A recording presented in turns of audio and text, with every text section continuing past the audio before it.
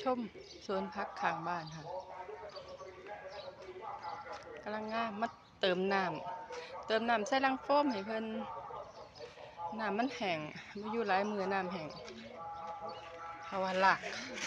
ากเขาเยอะมากแป๊บเดียวน้ำก็แห้งลากเยอะน้ำแห้งฟังข่าวไปน้ำค่ะฟังข่าวไปน้ำพอผู้ใหญ่เราไปเปิดเราไปกลางบ้านเปิดข่าวให้ฟังน้ำค่ะรดน้ำผักฟังข่าวไปด้วย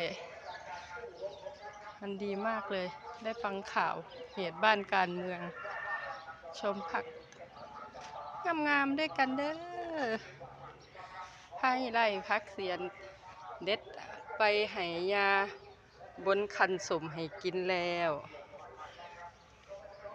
ปลูกใบซ้ำนี่แหละว่าสิลงหลายๆขั้นหาหม่องพื้นที่ลงได้